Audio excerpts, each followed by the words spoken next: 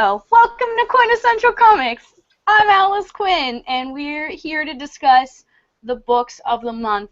Our panel chose Poison Ivy, Cycle of Life and Death, #1, as the new issue, and Bitch Planet as the graphic novel, Volume 1.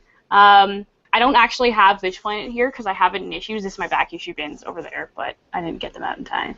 So, yeah, I'm Alice, and we have some really awesome comics people here with me today.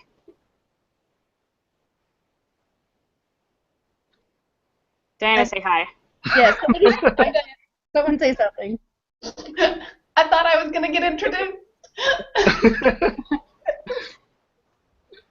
I'm Diana. All right, so that's Diana. Best introduction ever. And we got Malcolm. Hey, how's it going? And Aaron. Hello. They got introduced. And Diana. Diana again. So if you're tuning into this later on, we had some technical difficulties, so we're actually starting a half hour late because we started the show when we thought we were on, but YouTube wasn't broadcasting it. So we're starting it again. Second take for the win. And if you're joining us live today, sorry about the technical difficulties, but we're on it clearly. 20 minutes later. And we're going to continue with the show. It's going to be awesome. Just so you guys know, it's a book club. We're discussing the books. There will be spoilers. And because of the nature of this month's comics, this program is not suitable for children. Mature content. Paula. Okay, so we're going to talk about the graphic novel first. Because we just spent 20 minutes discussing Poison Ivy amongst ourselves. So we'll get back to that later. So, Bitch Planet. It's pretty great. Who wants to start? I loved it.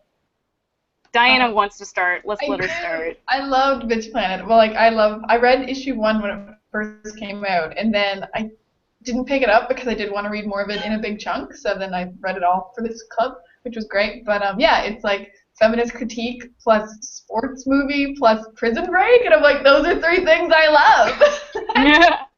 Everything I want. Like, I watched all 5 seasons of Prison Break. I'm so for this.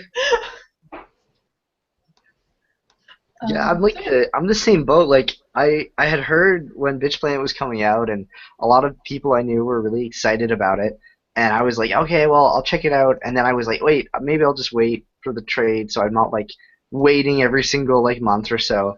And then when I started reading it, I was just like, how did I, like, manage to, like, wait until the actual trade was released? Because this is so good that, like, I would probably just want to buy it, like, as soon as it comes out right away now. Like, I immediately was like, I need to go and I need to catch up on this. I need to, like, get caught up and ready for the next one, so. I guess it's my turn. Yeah, I put the camera on you. Okay. I loved it. I was expecting to love it because I have heard about it pretty much nonstop from everyone on social media, seeing people getting non-compliant tattoos. So I expected to love it and love the story, which I did, but I didn't know how much I was going to love the retro art style. Like, that blew me away. So I would read it, and then I would kind of get distracted looking at the details and how they use, like, half-toning, but, like, gently slid it off of the panels to look like old-school comic book. You know, where they couldn't get the registration right, not on purpose, and it would get that weird blur, but they did it around the edges. It was amazing. So I liked it on pretty much every level. And the aesthetics of the comic were just so strong. I mean, I really liked it too. Obviously, we all liked it. I like it because it's not just like the concept that's good. It's good in itself, which is really important. Some of these comics that, like, they're trying to discuss an issue, they're trying to make you aware of something, they're trying to, like, put forth something in a different light. They get so caught up on, like, oh, we want to draw your attention to this issue in society, that they don't tell a good story. and that they're not engaging, whereas like this one totally was. It's It's engaging, it's a good story, and it's got a really interesting message, and it doesn't let up, which I really like about it. Like it's continually bringing up the issue in multiple different ways, and like in just so great, so great. And I also I don't know how the graphic novel version is, but did you guys get the ads in the back of the comic book? Like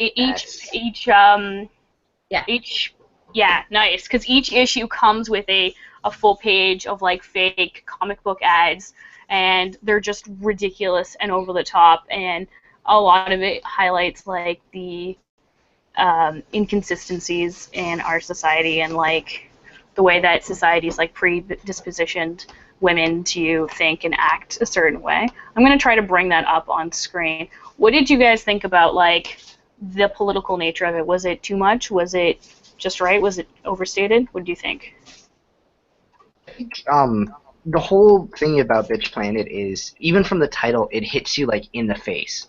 Like it's Bitch Planet. It's not like kind of bad angry people planet or like angry women planet. It's Bitch Planet. And so because of that, I didn't feel that it was kind of smacking you over the face with these issues, and when it was, I felt like it was because it needs to be talked about. Like this is stuff that needs to be brought up and examined in real life, and like we can do that through Bitch Planet, and like looking at these like issues in a way that kind of like basically just like makes you think about it, right? Like all the people here who are like in this prison system, they're here for like reasons that we might find like slightly absurd, but they're there, like, you know, like when you consider it, it like it's you know, it's like it's like, ugh, I'm getting like so lost in how much I like it and how much it like just builds on everything. Like it's so in your face and like unapologetic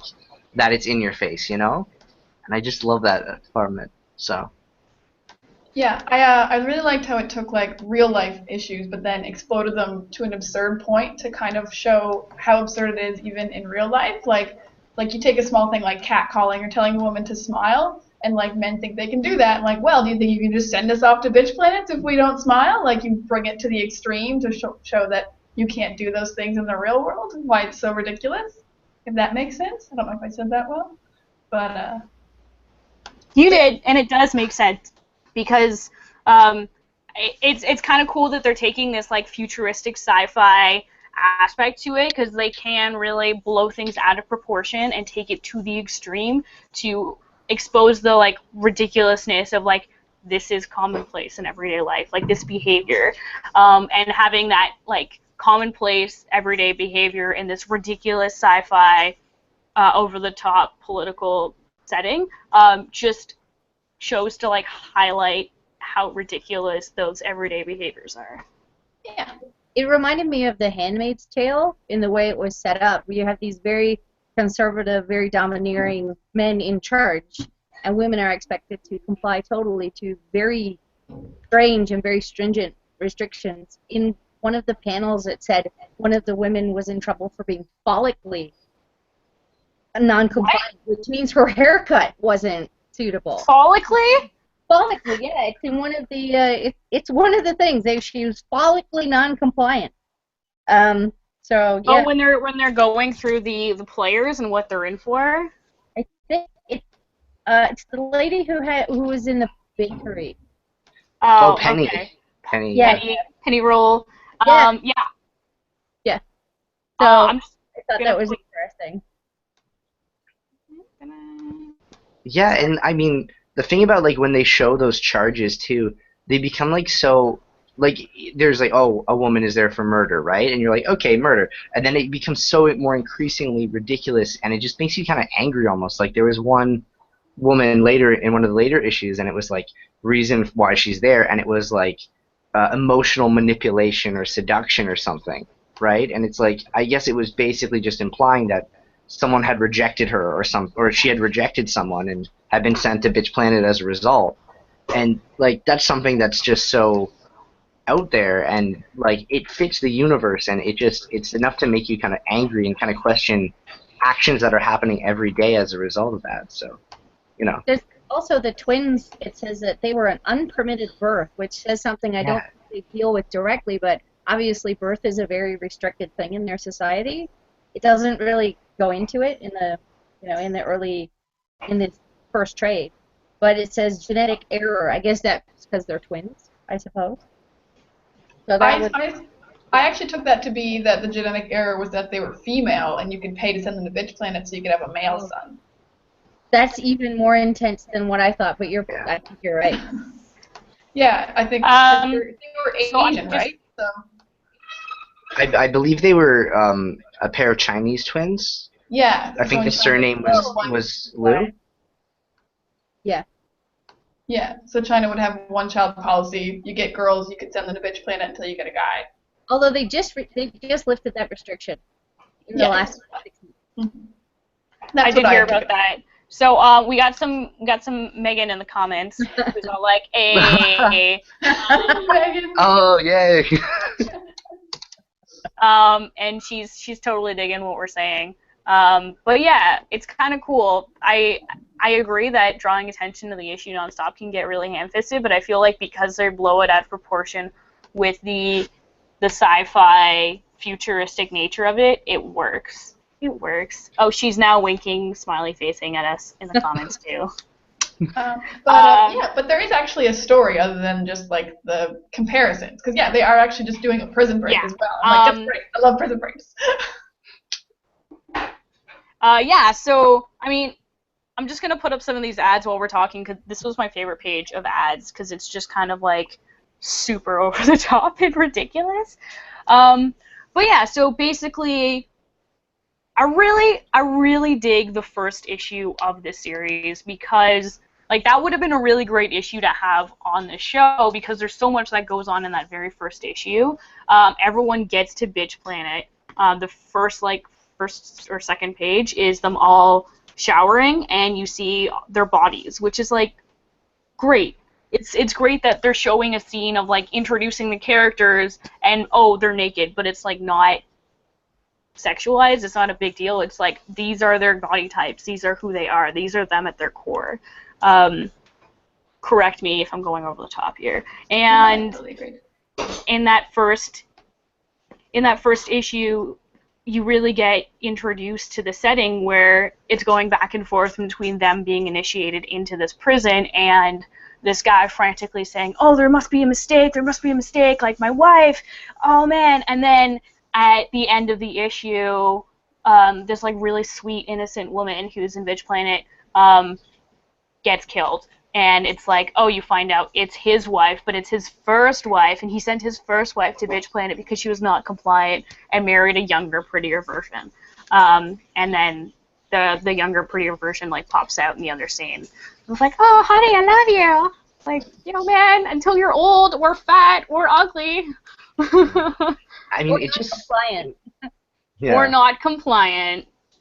Yeah, it was just such a sucker punch, like there's all these panels of this woman, she's like, I've changed, like, like I take responsibility, like it was my fault I grew old, and like it's so like it's like such an asshole move for this guy, and at the end the fact that she ends up like dying, like with her throat slit, it really sets the stakes that like this is this retro future universe, and we're going to be kind of looking at these issues in a way that it kind of makes them seem very over the top, but there's a human core to this, and there are these people like it's a terrible thing which happens to this character. She just literally, like, she feels so bad, she gets sent to prison and then dies, and that's just kind of the universe, and that's how Bitch Planet is, and it's just really like, I don't know. It's nice because it brings the two sides together. We have this like crazy over the topness, but we have this huge like emotional core to it too, and it merges it together at the end. And that's a really strong first issue, I feel. Yeah. So Aaron talked a little about the art, and I want to touch back up on that. I think a lot of what they're going for is like a mix between like this futuristic stuff, but also like retro nostalgia. and sort of putting it like, because we're in between that, like we live in between that. So I kind of get what you're saying, Aaron, about the art and the way that it's like shaded and it's got different tones. I thought it really helped with the comic. I felt it was like the style. It's not more like realistic, but it feels more raw. It feels more gritty. And for like them in a prison, like that totally makes sense. It works really well. And then even if you look at the difference between the pages where they're in prison or the pages where it's the fathers discussing things, the art style, like it's like not even the art style, but like the colors are lighter. There's less shading, and I feel like it really affects the tone of the comic. I wanted to get back to talking about the art because it's amazing. Oh, also the Penny flashback scene is entirely, the color is entirely halftone. So it's that issue is actually done by a different artist. I think they did it so that it looked more like, because this is in her past. So I think they were going for like a retro. It's like super, super retro. The whole thing is kind of retro. But I noticed that particular part of the story looks different. Like there's no really flat, solid colors. They're all halftone dots. Yeah. So I'm just putting up a page of that so people can see the art. I will say, yeah, issue 3 was my favorite issue by far, I think, out of all of them. Just because I think Penny is probably my favorite character in this whole series, so. Yeah, I also really liked Penny, and I really hope, I don't know what the issues going forward are like. I hope it does switch back between like a profile issue for a character and then like the story, back to the story, because I really want to learn about Cam. Actually, I do know a little something about that. Back when the first issue came out, I saw Valentine De Landro at a signing, and we chatted a little, and he said that they're going to do sort of like 3 issues with the main cast, and then a 1 issue with that's like on a character itself. So this one obviously was Penny. So I think they're going to do more of like these like issues that are backstory of a single character, and those are going to be done by like guest artists. To reflect the nature of that as well. So that's going to be really cool, and I'm looking forward to exploring more of the characters. I mean, unfortunately, spoiler alert, the character I really liked, I thought was super cool, Mako, she, like, dies the volume. I was like, no, heartbreak! Which was really surprising, not just because, like, she had the, kind of the plan, but, like, they just introduced her parents. Yeah. So I was like, oh, I don't know where this is going then. I don't... Yeah, I didn't really connect with the character of Miko all that much initially because she had just kind of, like, I kind of was like, okay, she's the one with the plan, and she's going to get the stuff, like, kind of done. And then she died, and I was kind of like, what now, you know? So it was really kind of, I think, a bold move for them to, like, kill her off so quickly when I felt like she had so much more I wanted to see about her, you know?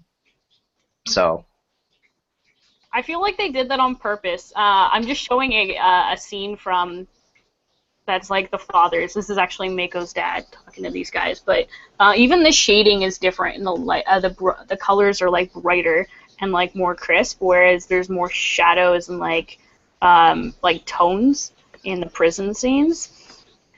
But yeah, I feel like they did that with Mako on purpose, where they just sort of like this issue was almost like that Penny issue where it's like, okay, it's mostly on this one character, but so they gave you a lot about her, just so that heartbreak when she dies will be like that much more worse. But yeah, I had an interesting experience with this one because I read it when it originally came out in issues, and then I reread it just for the book club. And when I reread it, I decided I really liked Mako a lot more, like because I didn't realize at first that like she had the plan. You know, so she sort of convinced them, like, oh, you know, like, she convinced, Camus, or...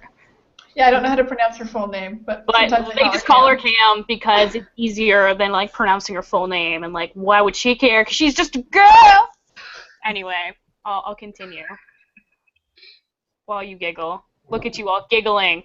Giggle. Yeah, I was surprised that she died, but like I kind of liked it because like getting back to my love of Prison Break stuff, like the best part of Prison Break movies is when you think they're like almost out and then a huge thing comes up, like how are we gonna get over this big hump? This is a pretty big hump, the girl with the plan dying. So I'm real excited for the rest. So one thing that was really cool that I want to touch up on briefly is in the graphic novel version, they have this discussion guide. Oh yeah. Ooh. And so we won't touch up on everything here, but I really like this part down here, the fifth point down, where it's discussed the female characters in Bitch Planet who are not prisoners, because I think it's important to see both sides, and this book does a really great job of showing us both sides of the story of the society, and I really like the models they use in the prison. There's these two guys in the control room who are like discussing, oh, who are we gonna put up next? Oh yeah, we'll give her the nun. And they have these different character models, but it's essentially the same person or the same voice that's speaking to the prisoners, and they put up this projection of like an idealized whatever. In one part it's a nun, in another part they have like these two cheerleader college co-eds to explain to them how to play the game, which was like super dumb, and they're like, this is how you get boys! But yeah, those character models are really interesting because it really reflects what the fathers think of as like perfect femininity, and just having those in the prison, showing them, hey, this is everything you're not. This is a digitalized version of everything you can't be because you're non-compliant. I thought is a really interesting take. What did you guys think about any of the female characters that were not the prisoners? Whitney, the guard, Whitney, he was interesting. There's one panel in particular. It's on the page where Cam decides to accept the proposal and make a team. I don't know if you guys noticed this, but there's this one panel where she's taking off these bloody gloves, and there's a woman in the next room and covered in blood. Like, what is she doing to her? Did you guys notice? I was also curious. What, like, is it? I don't know if she was helping or not helping. Like, well, her feet are in the stirrups. Like, I kind of interpreted that as she's maybe like. I was kind of seeing that as like a birthing position in a weird way, and I thought it really skeeved me out, you know, like seeing that. Totally, though that is like the birthing stirrups, or if you're getting like a pap smear or like any gynecological checkup, they put you in those stirrups, as they call them. They usually don't walk around your feet, at least none of the ones I've had. But it's usually not that much blood, like. No. It's very, because this could really go either way because there's so much being set up about people not being what they seem, and potentially, like, she could end up being some kind of ally. It doesn't seem like it, but I don't really know. So, like, that could be taken either way. She could be doing something horrendous, or she could be helping her in some way that doesn't really look like help, but not much context for it. Yeah, I mean, Whitney as a character was really interesting because, like, you know, when you look at the females within the first issue, aside from the female prisoners, the main one I think is Dawn, who is the second wife of that one character. I can't remember the name, but she's basically, yeah, the dude, the asshole guy. We'll just dub him asshole guy from now on because he's a huge asshole. But she shows up and she seems kind of almost bimbo-esque, like, no, kind of like an airhead pretty girl, right? And then in issue 2 immediately we get to meet a character who, you know, like a woman who identifies with the system and works for the system. And it was kind of an interesting look at it because, like, Officer Whitney intrigues me so much because she's a character who, like, this is a system that is very much based on, like, subjugating females of all types, but she thrives within that element. She's good at her job, obviously. Um, so, like, how can she believe this propaganda, or does she not even believe it, but more so she's just using it to her benefit? Like, she's just an interesting person to follow, I think, and I'm interested to see more of her. Cool. I'm just gonna do a quick shout out to the chat. Megan is chatting with us again, and she didn't read the book, but she wants to pick it up based on her comments. Sorry for spoiling so much of it, Megan. It's like worth it. But honestly, we're talking mostly about how we feel about it rather than like super spoilers for the whole thing. But some super spoilers. The ads are awesome. We agree. That's a good point, Megan. Here the women are not drawn for the male gaze, and I like that. I really like that a lot. Especially because we were also reading Poison Ivy, which I thought would be a very, like, not for the male gaze book for some reason, but, like, a lot of the shots were just, like, her in very little clothing or in just, like, a top. And then I was like, oh, but then we switched to Bitch Planet. I'm like, oh, this is much better. This is real women's bodies. And Sarika says hi. Hi, Sarika. Hi, Sarika. I don't know if you guys noticed, but in the more male gazy or compliant parts, it's very pink and very bright.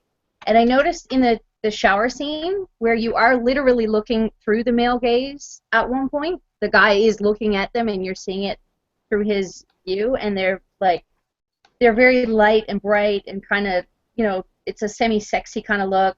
And then all of a sudden, they hit him really hard. I really love that whole issue, the whole shower issue, because it's basically like taking a quintessential. I used the show's name. Wow, that was weird. But like a quintessential like trope in like women's exploitation movies is like there's always the sexy shower scene where the prison inmates are like soaping down and they have a shower fight, and it's always like in those old movies like, oh, it's creepy, and the issue deconstructs that totally, because first we have this sequence where she's like having this important conversation about like the plan to escape, and within the whole sequence there's nothing really super overtly sexual about it, even though within the context of the conversation she's supposed to be having this like fake threesome with these two other girls so they can get the information between them, right? And then when she goes back to the showers later and she's trying to draw the dude out, we see, like you were saying, this whole different take, and these panels that are focused on like the feminine, like like form, and like looking at them like through the male gaze, and that's how she managed to get the guy out in the first place and attack him. And I thought that was brilliant how by showing the two shower scenes within one issue, you see male gaze, different male gaze, or male gaze and not, like this is how to do a shower scene without making it sexual, and critiquing that. And then here's a shower scene when it is overtly sexual and critiquing that again, I just thought it was great. Yeah. Yeah, I think this comic takes a lot of risks, like, on purpose. We're gonna do a 2-page double spread and show all of our characters naked on the second page of our book. Yeah, we're gonna have 2 shower scenes in one comic just 'cause. And a lot of that's overt and a lot of it's in your face, but that's because of like they're it's not just about these characters. It's not just about this particular story. It's also about, hey, there's this issue that nobody's discussing or like isn't getting enough attention. So I really like it, and I really like how far they push the envelope and how many buttons. Like, they're trying to click off as many. It's like, all right, let's have like a non-flattering nudity scene, check. Like, stuff like that. I really dig it. I think it's awesome. Go back to something we talked about before, just because I thought this was funny. The ads. I read like quite a few old comics all the time, so I'm used to those like 70s looking ads, and because I'm so used to it, I actually skipped over it the first couple books and didn't realize they were like new ads that were hilarious. I was like, oh yeah, just ads, X-ray specs, whatever. And like on like issue 3, I was like, oh, these are funny like maid ads, so I had to go back and reread. Yeah, no, it's pretty cool because there's a lot of world building that goes into this that's not in the story, and a lot of that's in these ads. And you guys don't get it in the graphic novel, but in the issues, at the end of each issue, there's an essay by a different, like, academic about feminism or something related to it, and so those are pretty cool. There's also like a short like letter section, but most of it is like these essays, and they're pretty interesting. But like it's kind of difficult because especially when you're reading comic book issues, like it is a quick medium, and so having like a couple pages of like pure academic text at the end, it's not. It doesn't flow as well for me. Like I have to super be into it, and so I thought those essays might actually be better suited in the graphic novel format. Were those essays in the graphic novel? Did you guys read the graphic novel format? Yeah, no, I didn't. I didn't see any essays. I wish they had been in there. 'Cause I would. They might be in like a deluxe hardcover special edition or something, but yeah, especially because like when I read Bitch Planet, I read it with like, oh, here are the other 5 comics I have that week that I picked up from my comic shop. So I'd be like, oh, I'll get back to this essay later, and I'd close it, and then I'd forget about it until like now. But I read some of them, but I mean, books, text, you know. I think it's definitely commendable that it's Kelly who does the art, or sorry, the story Kelly for it, Sue? right? Kelly Sue is her name, yeah. I think it's admirable that she chose to include that, like be like, hey, here's my story. Also, here's some academic work, like it really, I think, puts a lot of faith in her readers that they're not just buying this for the like, oh, it's exploitation of women tropes, etc. She's like, oh, you're someone who wants to think about this. Here's some starting points, So I think that's really cool that she put those essays in or requested them. And then Image Comics actually did it. Yeah, that's Yeah. awesome too that they did. There's Yeah, it's cool that there's academic material in a book that I imagine will also kind of become its own academic material. Like this is definitely a book you can analyze in a class that you can assign, well, like a university class, because there's nudity and swearing, and it's called Bitch Planet. But yeah, it definitely needs to be dissected, and I can totally see essays being written about it. But then having essays at the end, it's like, and you can just cite this essay at the back in your other essay. Yeah, I mean, my short description of them is not doing it justice, so you guys should check them out. But it's very interesting, and it's really great that a comic can do that. Like I said, every aspect of this comic is like pushing the boundaries. It's trying something new. It's sort of making you think about the content you're consuming in the world you're consuming it in.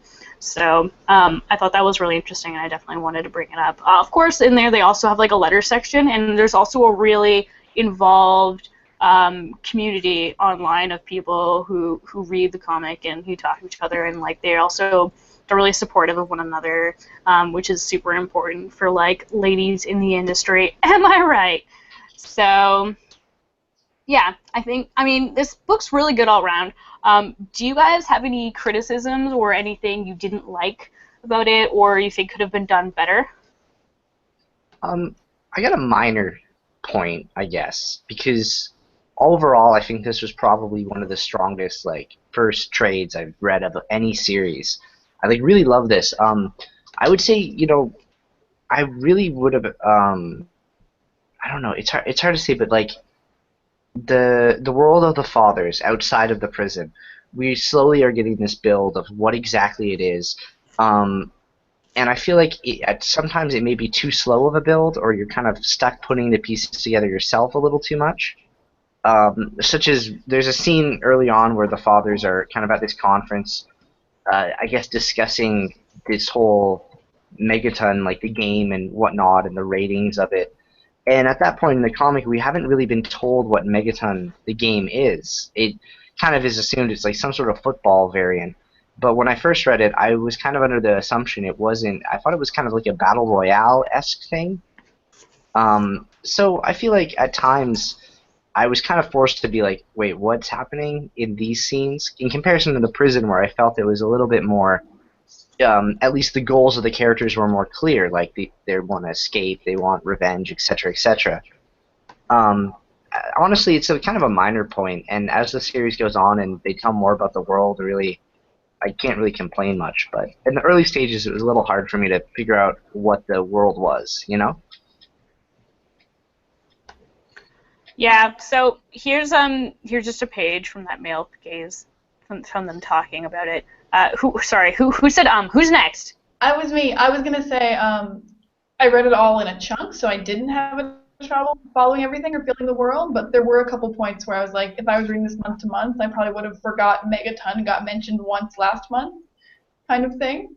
And I also agree. I thought Megaton was going to be a lot more dramatic, like in a world where you send women to a different planet called Bitch Planet. I was like, oh, you don't kill each other in your sports yet? Like, I feel like we'd be at that level already. I was very surprised to find that it was just basically football. I was like, oh, so men just play regular football and women are sent to another planet when they're not compliant. Like, we should have murder ball already. It should be at that level. And then my only criticism is I forgot what it was, so never mind. I was saying my other point. We'll come back to you when you remember it. No problem. Aaron.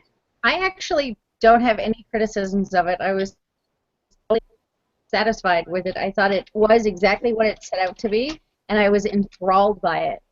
So I actually had someone on the subway lean over and say, "That looks like a pretty cool comic book." So that doesn't usually happen, but yeah, I loved it. I already started daydreaming about who I would cast in the movie. So, like for example, Whitney, I would definitely cast Gwendolyn Christie from Game of Thrones. Ooh. That's a good choice. Yeah. Yeah, she's going to be in that movie no matter what.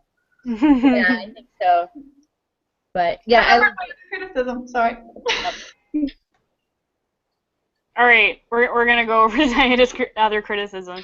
It's kind of a criticism, but I trust the book a lot, so it probably isn't even. A lot of times, there were two specific times where I thought something wasn't explained enough that I honestly didn't know what was happening. One is the Whitney thing we talked about, but I feel like that probably will get revealed later, whether she was hurting a woman back there or helping a woman back there. So, like, I definitely didn't know what was going on, but it was probably on purpose, so I don't mind. And I'm really not sure what the deal with Penny Roll's mom was in issue 3. What was her crime? Did she transgender into a man, and that was a crime? I couldn't figure it out. They didn't say anything explicit or specific, but I'm pretty sure it's just like she was fat. She was non-compliant and like not giving a shit about it. But I also think she in that page she's like, oh, go inside. Like she knows what's happening. She knows what's up. So maybe there's something more she's done that she knows she's done that they're gonna come after her for. But it might have just been like, oh, how dare you be like happy with yourself. It could also be specifically when she's thinking about joining the team or making the team, and the Mako proposes something to her, and the other lady, I can't remember her name, comes up and says something about a movement. So I'm wondering if her mother was involved with that movement, whatever it is, as yet unspecified feminist. Yeah. Well, I mean, I think. Sorry, I think you're right, because the end of issue 3, when Penny has her whole destroy the cafe kind of moment, the character on the screen, that's her, I believe, her mom, right? That's what I was thinking about. I don't think it is. That's the thing, is like I feel like it's somebody else. I'll check. Go on. Like my reasoning why I thought that was because at the start of the comic, when Penny is talking with her grandmother, she's or talking. I think it might be her father then, because at the start of the comic, she's talking with the grandmother, and they mention the phrase "strong like an oak." Then at the end of the comic, when they're showcasing the person on the screen, they say 44-year-old, and then it's kind of covered, but it says gender terrorist, which I assume is kind of the future term for a transgendered person, probably. And the comic, at the end of the page, it says, described as the size of an oak, and then Penny touches the curls on her hair. I was getting the sense that they're related from that reason. I was too, and I was. Oh my god. Yeah, so I was like, they might like totally explain it later, but that was my only criticism. I was like, I'm not sure what happened. I think it just left me wanting more, though. You know, like I totally. was definitely eager to see like what exactly is this movement? You know, like and So I found that page and I put it up on screen, and now that you mention it, oh my god, I totally see it. I totally see it. Oh, go ahead. Okay, so it's not a criticism, but there is another moment. Hold on. There is another moment where they're showing something on screen, and then I'll find it, but they're talking about the bitch planet, like the people going to the game, and someone comes up from the background, and you see her like coming from the panel, and she's lifting off her shirt, and she's got something written on her chest, and it's like a protest. I'm gonna find it. Oh, that was about Eleanor, yeah. Eleanor lives, I think it said. There's also something I wanted to mention too. If you look at the back, the ads, some of the ads seem to be alluding towards people kind of organizing or something. There's one that was like "Run Rabbit Run" or something like. Signed Alice. Yeah, I saw that. And I was like, this is really cool, and I feel like this is kind of hinting at I don't know, this rebellion movement, you know, like taking out ads in the paper to notify their members of their movements and stuff.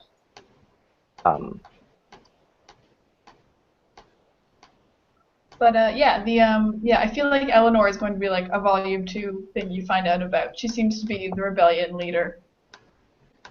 So I can't wait to see if she plays into everything.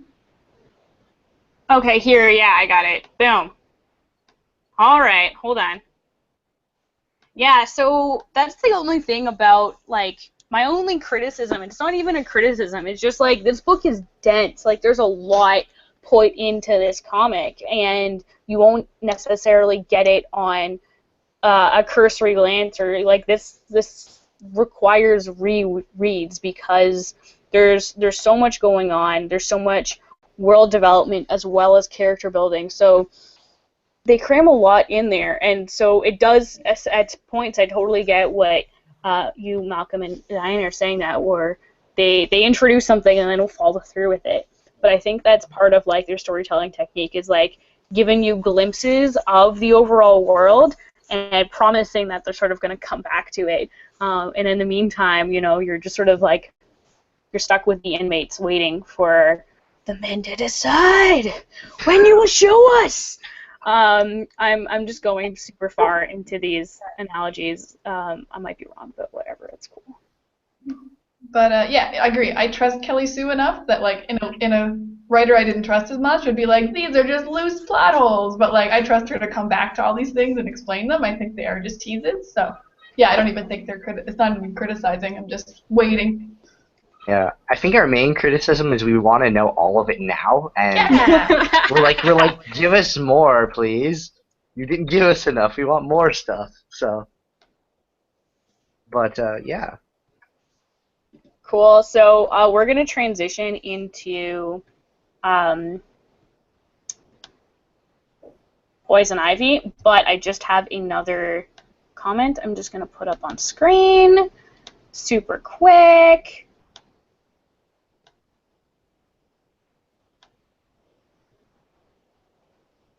We're not super quick, but eventually. We're waiting for Kelly Sue. We're waiting for Alice. So much waiting. So much waiting. What's Megan saying? We should design Mary Sue. OC, like original characters to insert into the comic. Oh, nice. We should. I don't want to go to Bitch Planet. I think I can't go to Bitch Planet. I'd be a guard there. I don't want to be a. Yeah. Well, I mean, I don't know. No, I'd be a cloistered housewife, like trying so hard to be compliant because I don't want to like get in trouble, but secretly dying inside. It'd be excellent and awful and terrible. But yeah, that was pretty cool. I'm really excited for more Bitch Planet. This is definitely something I'm happy I collected an issue. Sometimes like I'll pick up a first issue and I'll be like, I'll wait for the trade. Whereas this one, I was like, this is excellent. I want to read it as it comes out. I need every issue of this right now, which is why it's preciously tucked away in my back issue bins and not out here right now. So yeah, this is really good, and I really like comics that are more than just comics, and this is definitely a discussion starter, as we've seen, and really just goes beyond what we would like associate with like, oh, let's just pick up the new comics of the week. It goes above and beyond, so I really dig it. We all dig it. Awesome, let's move on. Poison Ivy, Cycle of Life and Death, DC. So this is a comic book. Which we haven't discussed yet. We clearly haven't discussed this at all. Diana, I'm going to put you on first. Yeah. Oh. Yeah, I enjoyed it. I kind of felt like it was fine. I didn't think it had a lot of pop. I was reminded a second ago about the scene where Poison Ivy did make the two guys kiss, and that was kind of like the biggest pop moment for me. I was like, oh, that was funny. Yeah, I just felt a little like a lot of science talk, and then Harley didn't do much, and then she just left, and yeah, it was pretty, and I think I needed a little bit more to hold on to get me excited for a second issue. And it's only 6 issues, right? Yeah, it's a miniseries. Okay. Yeah, when it's only going to be 6 issues, I feel like you can pack like a lot in really quickly. Like you're not trying to do a run of a comic where it needs to go on forever with no end. So I thought it was a little slow for a first issue, but I enjoyed it for the medium. I'm gonna give it a medium. Yeah, that's cool. That's cool. Apparently, our initial discussion did record, or so Chris just told me. Oh. So it's recorded somewhere for posterity. So Okay. I don't know where, and I don't know how he knows that, but he slipped me a note. Okay, I'm gonna try to find the other one and merge them together, but it's just complicated with how Hangouts to Air works, which is the program we're using to record and broadcast live at the same time. So we're just gonna repeat ourselves because the people who were trying to watch the original chat couldn't. So, and if I can merge those videos together later, I will try, but chances are we probably won't be able to. So we'll just repeat ourselves. I'm sorry, guys. I'm sorry to the audience for technical difficulties. There was something I meant to say last time that I forgot, which is, could there be more ads in this book? I don't read single issues, so I don't know if that's normal, but it seemed like every second page was a few pages of ads. Yeah, so it depends on which comics you're reading. Image does this thing where they'll have the same amount of ads, but they'll put them in the end of the issue. So you'll read the issue and you'll think there's a couple more pages left, but it's just like ads or like the letters column. But it depends on the issue. Most Marvel and DC comics do still have ads, which is kind of ridiculous thinking like if you consider how expensive these things are to buy. It's like, yo, that ad isn't subsidizing my cost. Like, why would I need it? Yeah, charge more for that huge ad, guys. Come on. Take my comics a buck off. Also, I would have preferred them at the back because, like, I was reading it and it was stuff I wanted to buy, and that's great, but it really took me out of the story a lot. Like, I started daydreaming about Legends of Tomorrow because there's an ad for that in there. Yeah. And then there was, like, a Batman book I wanted to buy. Yeah, so, you know. Look at how dreamy they look. Captain Cold. I've got a problem. Yeah, Diana, that's not a problem. I need to talk to you about Legends of Tomorrow, and if you're doing a new podcast, because I want to listen to it. I just watched your latest Fan versus Fan today, actually. On a tangent. We like TV as well. But yeah, this, I mean, it wasn't like bad. It just when you read it alongside Bitch Planet, it doesn't like make it look. Oh, that's how much I'm gonna Alice put it liked back. it. Yeah. Sorry, I'll put it back in the bag. I feel like honestly we were a little spoiled from Bitch Planet, you know? Like this is a 6-issue mini and like we were saying, you need to pack like a lot of content in there. And Bitch Planet has so many layers of stuff and I feel it's like they're not the same comic, right? Like they're different obviously going for different tones and different stylistic choices, but this one felt like it was a little bit like by the numbers intro, like there could have been more in there. And I really wanted to see more, I guess, because I don't read that many DC stuff, so just I wanted more. I wanted to know more about what was gonna happen, you know? So Yeah, I felt like we really didn't need anything in Africa in the beginning. If it had just started at the science lab, and then we could have got a little bit more story or fun or development of what Ivy is, because apparently she's not quite human anymore, yeah. which I didn't really know about Ivy until I read this. I was also a little bothered by the fact that they don't actually tell us where they are in Africa. They just say Africa. Or no, wait, they say You Southern Angola. know, Uh, the yeah, country of but Africa. they say Southern. Oh, I'm mistaken. They actually say Southern Angola. Yeah. But there is a part too where the car pulls up with these guys, and he's like, "You saw the movie, right? Like those guys, they're gonna kill us." And it felt like kind of like I don't know, Africa by the numbers a little bit, and I felt a little bit like weird about that, you know? Yeah, but I get what you're saying, but I feel like you just kind of have to do that in a comic book. It's like how if you go to Gotham, you're gonna get mugged by someone because it's a comic book. There's got to be violence in every scene. True, true. Like, I did one of the the thief guys was wearing a Michael Jordan Bulls shirt. Yeah, I think it's number 23. They obscure it, but I'm pretty sure it's Michael Jordan. Nice. He's wearing a Bulls tank top. Yeah, I thought that was nice. Like a little bit of switch up from you get your usual, I don't know, like people in a rural area, whatever. No, he's wearing a Bulls thing that he probably ordered online. yeah,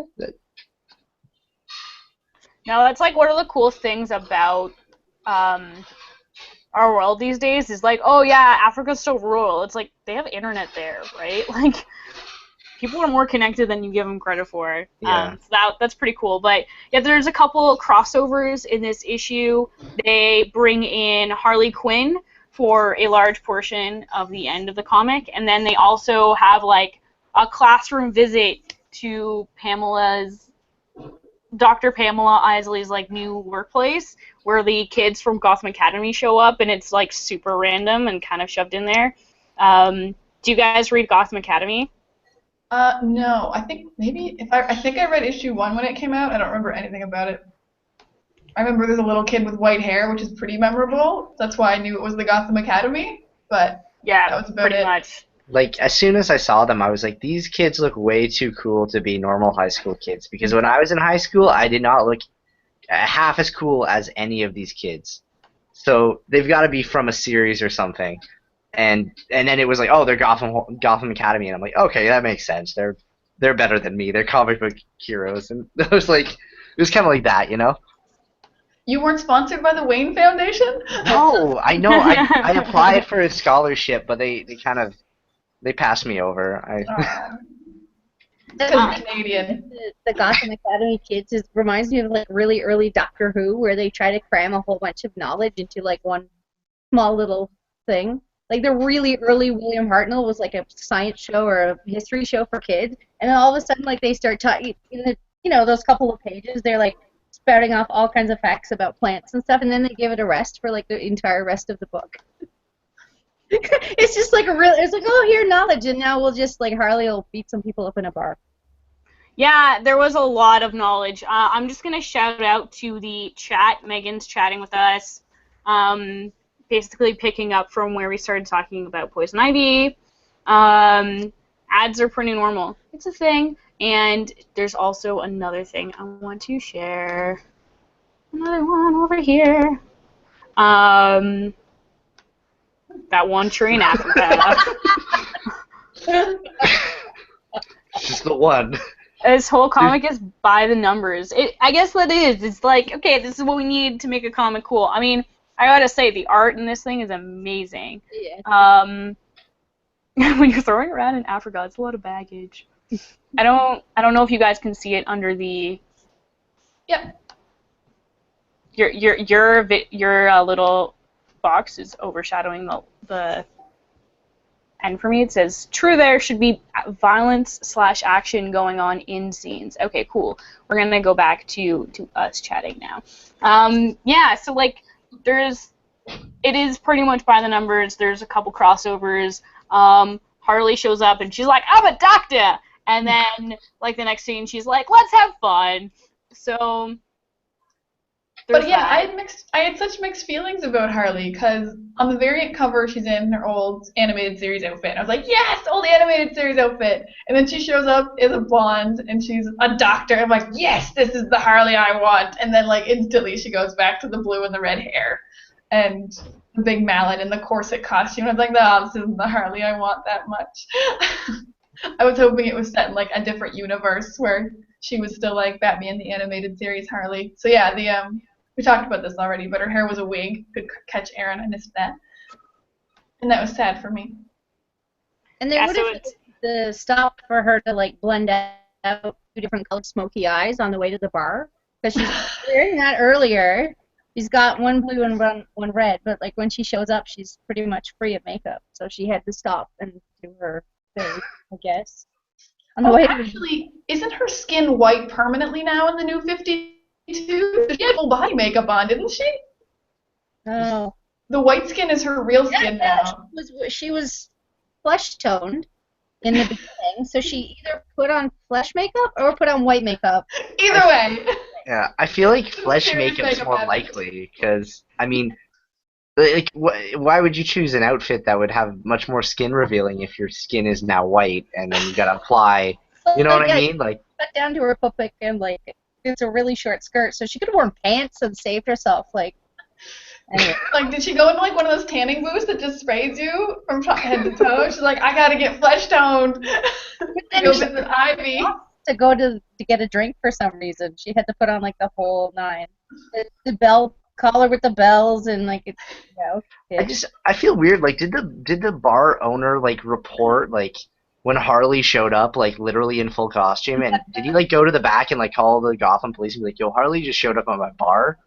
Like, did none of the bikers... Gotham police? Girl is so not gonna... She's not gonna pay her tab. Like, she's not gonna buy her drinks. This is bar owner can call the people.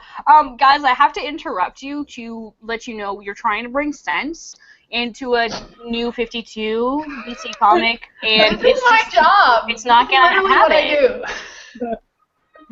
And I point out one thing that I really liked was I know they didn't show Harley's actual fight scene, but they just zoom in on Ivy's face being really sick of Harley's shit and making her drink. But it has those like old school crash, bam, biff, wham, like old Batman sound effects, and then it shows her touching the lime and the lime sprouts, like, you know, sprouts, whatever. Like a lime tree. Yeah, well, I like that particular piece of the art, even though I'm not a super huge fan of that Harley. Oh, there we go. Yeah. Yeah. So I like those, like, old Batman 66 sound. Yeah, that was fun. I do say I also feel bad for that bar owner, because that wasn't, like, a huge bad thing those guys did, and then Ivy shot a plant through his bar. Like, a whole tree came through the floor. Like, that bar's done. The insurance rates in Gotham for bars must be, like, just in general, like, can you imagine, like, an insurance claim office in like, Gotham, and they get a call, and they're like, yeah, there's a tree in my bar now. What can I do about this? Am I covered? Like, probably have a subclause for that specific thing. It's probably not the first time that that's happened. Yeah.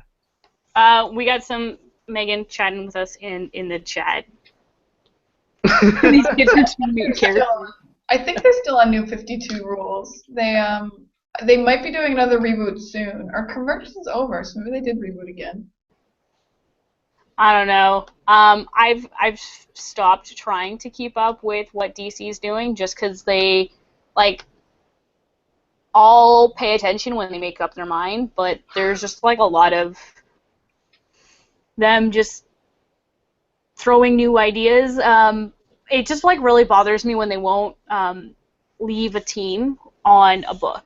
They keep just taking like the teams that are doing well, they'll just switch them from book to book because they want people to buy all their books. But the problem is like people know, hey, these books aren't good unless these creators are on it, so they're just following the creators.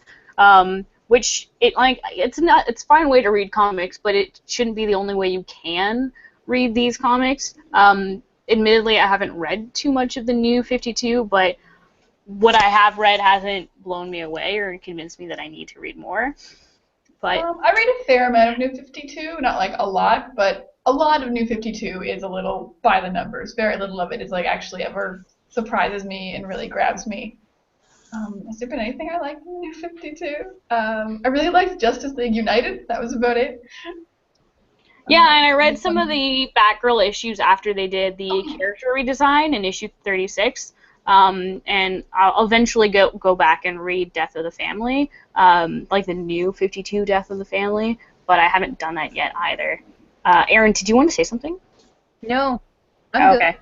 Okay, cool. I haven't read any of it. This is the first New 52 I've read. So. I guessed that when you didn't know there were ads. Yeah. I mean, I thought maybe, like you said, at the back, but they were like every couple of pages, and it was almost like someone shouting at me while I was trying to read. So it's like, oh, story, Legends of Tomorrow, and I'm like, oh God, I can't concentrate. So. Yeah, no, that's one of those things I noticed more when I first started reading issues, and like now it's just like, oh, ignore, next page, right? It's just sort of the flow you got to develop. I mean, it's the same amount of ads and the same type that they have in other comics, but like I said, Image, because it's creator-owned, they have a little more leeway. I don't have it here. I have an issue of Wayward around here somewhere, and I could show you like all of it's in the back, all of the ads and stuff. But yeah, most of it that's like standard. But yeah, it's very distracting. Because I read pretty quickly, so I find that when I get the single issue, then like it leaves me wanting too much, and then I have to wait for the next to come out, and I can't remember what happened. Like you guys were saying, I forget, and so then I just lose track of the story and wait for the trade to come out anyway. So.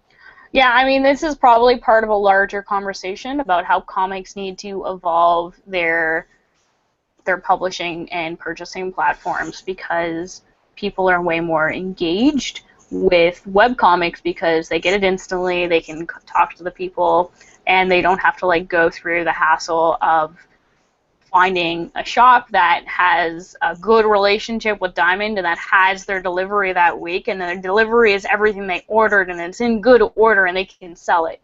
That's the problem with a monopoly.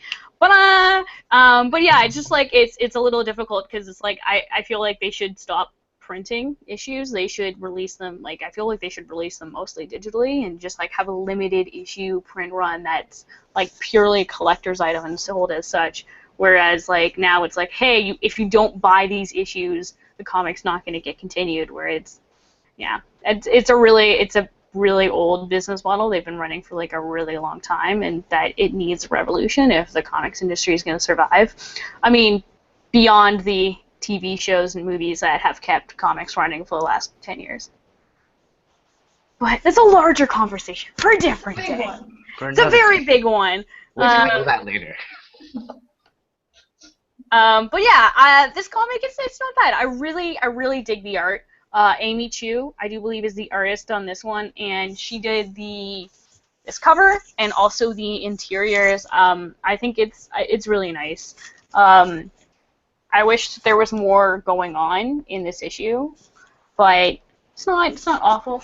It's not. I totally agree. The art was really nice. The coloring was really, really sharp, and I don't know anything about art, so I don't know terms, but like, what was the coloring? It was like light, but it wasn't faded. I don't know what I mean, but I did really enjoy the art. It was crisp. The contrast was good in it. Oh, maybe contrast is the word. I don't know anything.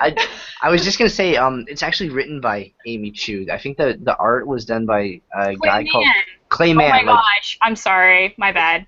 No, honestly, like I was making the same mistake when I read it first, and I mean, but really though, the art is spectacular, and I can definitely see like that's one of the reasons why I feel like this, like in a trade form, a lot of people will pick it up is because the art is just solid throughout, you know. And I feel like honestly, like I was happy reading it, you know, like there was a lot of exciting visual elements to each page, so. Yeah, and I don't think it's necessarily bad. It's just like when you talk about it right after talking about Bitch Planet, right? Yeah. So Laughing at Megan. so Megan's chatting with us continually forever in the chat. Like 0DC RN. Do you know what RN means? Right now. Right now, yeah. Oh, okay. I'm super hip with it, guys. I know text and lingo. Oh my god, we should read Wayward, Megan says. We can put it in the poll suggestions for our next month book club. Volume 1, I do believe, is out. It came out in November. I've already read it, but we can read it anyway. And with webcomics, you have a whole archive to dive into. That's true. But yeah, webcomics is the same thing where they have like a release schedule where they only put out a little bit here and there, but it's easier, I feel, to catch up because you don't have to dig through the back issues and make sure you like don't miss one. Anyway, it's good. It's good. Yeah, so this one's decent. Yeah, it could have had more going on in that first issue. There's this whole theme of cycle and life and death, and you don't really get much of it until this end page over here, where the person who got Pamela / Poison Ivy the job, she just finds her dead. Yeah. I'm pretty sure she's dead. Look at that greenness. I feel like they're gonna try to frame Poison Ivy for this killing, because that's yeah. I was also going to. Okay, this is gonna be like a weird. I feel bad for like doing comparisons and stuff, but there's also a shower scene in the Poison Ivy comic, and we were talking about shower scenes before in the Bitch Planet. Oh my god. She's like at home, and there's this like, she gets like naked, and I think it's raining. I think she's in a shower. Well, like but her apartment is a greenhouse, so there's like constantly water falling. Oh, okay. That's kind of cool. That's a cool idea. Her well, yeah, I actually liked the idea that her apartment was like that, but they took like 4 pages to explain it all, and I was like, I don't need this much information about your apartment cave. The superhero apartment, yeah. Yeah, I know, and this is like a really nice comparison between like the female gaze and the male gaze right here, of like really idealized and like getting right, just that right angle so you can see her boobs in that way, right? And also I was gonna say in the first in the panel above, like the imagery of like, oh, there is a plant right over your private parts, and it is like a fertile plant. I don't know. I was like, what's going on here? Cut to a shot of her lips. Like, yeah, it's like, yeah, I was just kind of confused by the, I don't know, like the choices there, but I don't know.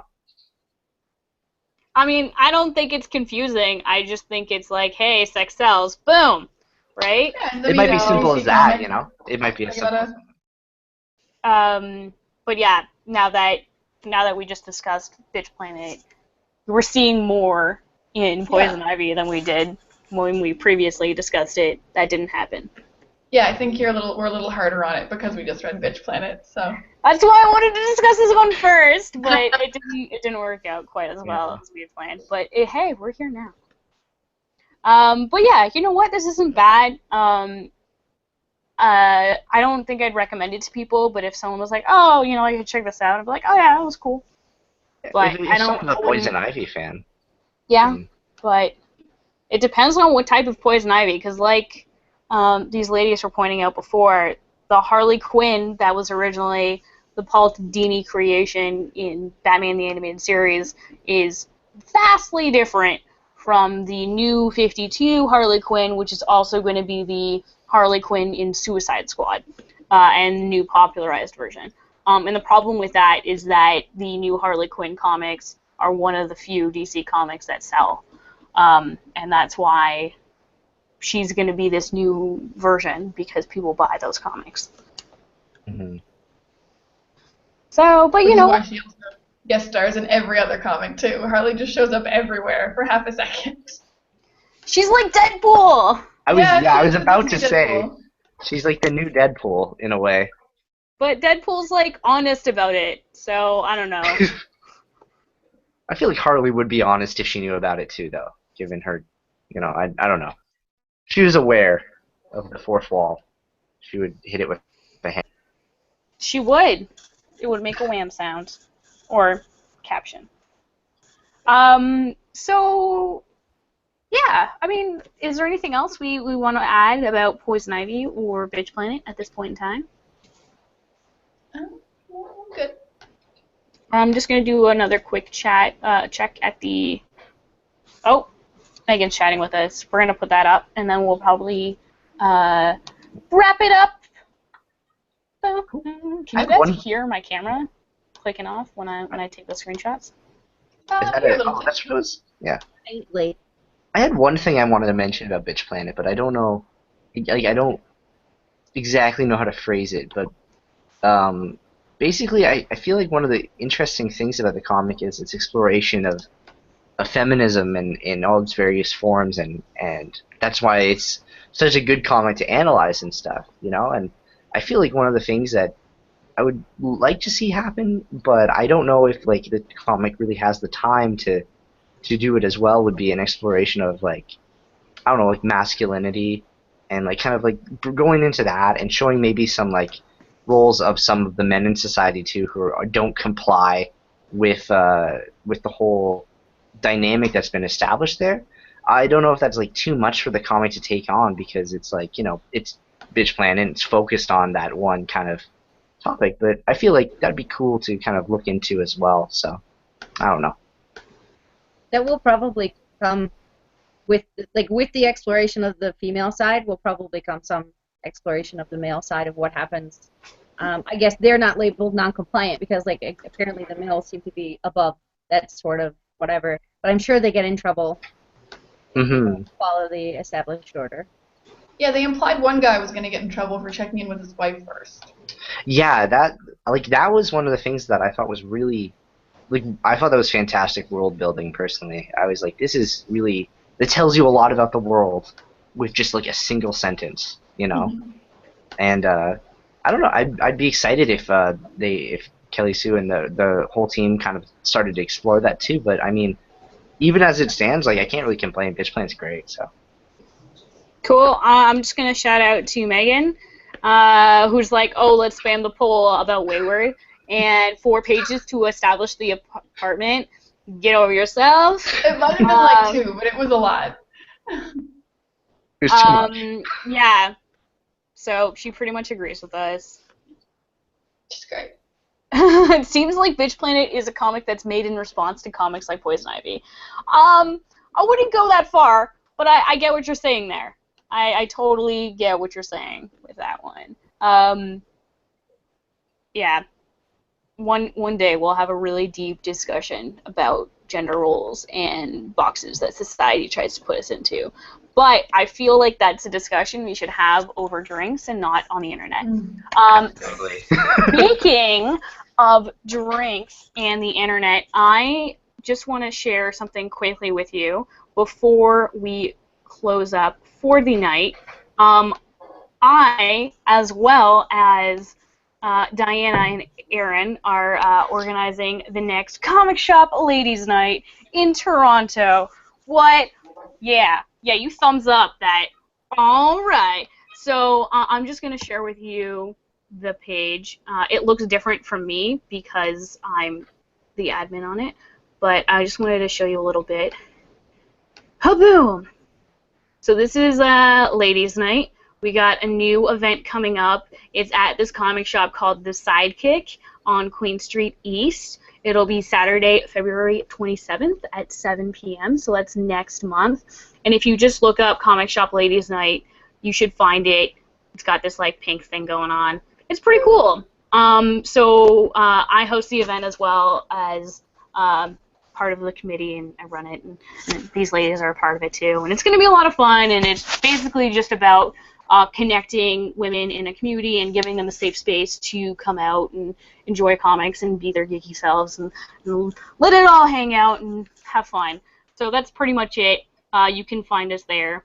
As well, Quintessential Comics Book Club, we do it every month. We have a Facebook group, a Facebook page, Quintessential Comics, where I post the book club date as well as polls for what we should read for next month, as well as you can find out how to join in the video, and also when we're broadcasting live, so you can join in the live comments. I'm Alice Quinn. I'm going to let everybody else outro themselves. Oh, we have one here. All right. Are we gonna do it? Yeah, sorry. It went to Aaron. Okay, I'm Diana McCullum. We're Diana on Twitter, and I co-created Text from Superheroes if you want to check that webcomic out. Oh yeah. Malcolm? Cool. Mine's not working the lower third still, but my name is Malcolm. I read under the pen name Mikey something. I'm involved with the Toronto Comics Anthology as an editor and writer. So.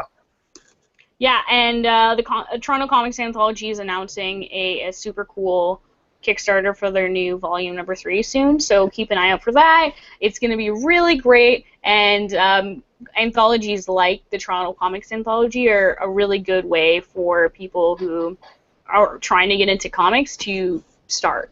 So it's really important to support projects like that. Sorry to interrupt your outro, Malcolm. No worries. Aaron? I'm Aaron. I'm at cost_TO on Twitter.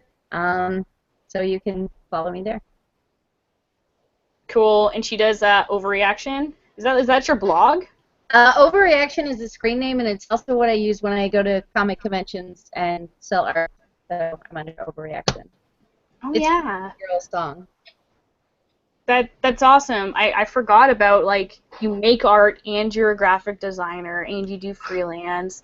God, I'm surrounded by such talented, amazing people. Thank you all for joining me on the book club today and discussing with your open and honest opinions and bearing with us through slight technical difficulties. This has been a lot of fun. I hope you, the viewers, have enjoyed it, and maybe you'll all join us in the video next time. And so yeah, that's it for now. Have a good night. Thanks for tuning in.